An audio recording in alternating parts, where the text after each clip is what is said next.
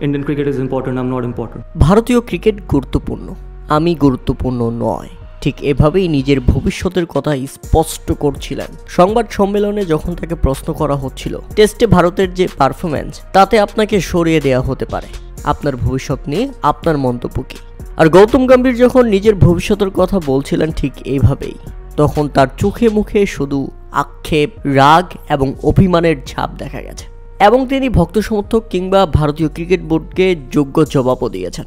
সবকিছু বলছি, তবে একটু বিস্তারিত আলোচনা করতে চাই। ঘরের মাঠে দক্ষিণ আফ্রিকার কাছে 408 রানের বড় ব্যবধানে হার। নিউজিল্যান্ডের পর প্রোটিয়াদের কাছে হোয়াইট ওয়াশ হতে হয়েছে টিম ইন্ডিয়াকে। ঘরের মাঠে দীর্ঘ 25 বছর পর ভারতের মাঠে সিরিজ জিতল দক্ষিণ আফ্রিকা। প্রোটিয়ারা শেষবার 1999 থেকে 2000 সালে 2 ম্যাচের টেস্ট সিরিজে ভারতকে হোয়াইট ওয়াশ করেছিল। সেই হারের পর গুয়াহাটিতে হেরে একাধিক লজ্জার রেকর্ড গড়েছে গৌতম গম্ভীরের এই দল। আর ভারতের এই হার কোচ গৌতম গম্ভীরের প্রশিক্ষণের উপর ব্যাপকভাবে প্রশ্ন তুলেছে। ভারতীয় দলের কোচের পদে তার ভবিষ্যৎ নিয়ে প্রশ্ন উঠেছে। ঠিক এমনই পরিস্থিতিতে ভারতের প্রধান কোচ আর বেশি দিন সুযোগের জন্য আবেদন করতে পারেনি, কারণ তিনি নিজেও বুঝেছেন যে তার অধীনে ভারতের টেস্ট গ্রাফ সর্বকালের সর্বনিম্ন পর্যায়ে গিয়ে পৌঁছে গেছে।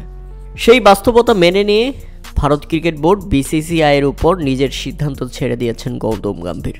তিনি বলেন, আমার ভবিষ্যৎ নিয়ে সিদ্ধান্ত নেওয়ার ভার আমি BCCI এর উপর ছেড়ে দিচ্ছি। তবে আমি সেই একই লোক যে ইংল্যান্ডের তরুণ দল নিয়ে ভালো ফলাফল এনেছিলাম। 2-2 ব্যবধানের সমতা হয়েছে। আর আমি নিশ্চিত খুব তাড়াতাড়ি আপনারা ভুলে যাবেন, কারণ অনেকেই শুধু নিউজিল্যান্ডের বিপক্ষে 3-0 ব্যবধানে হার সেই কথা নিয়ে পড়ে আছে। আমি সেই একই ব্যক্তি যার কোচিংয়ে আমরা চ্যাম্পিয়ন্স ট্রফি আর এশিয়া কাপ জিতেছি। পরিশেষে একটা কথাই বলতে চাই, আমি নয়, ভারতের ক্রিকেটটা সবচেয়ে গুরুত্বপূর্ণ।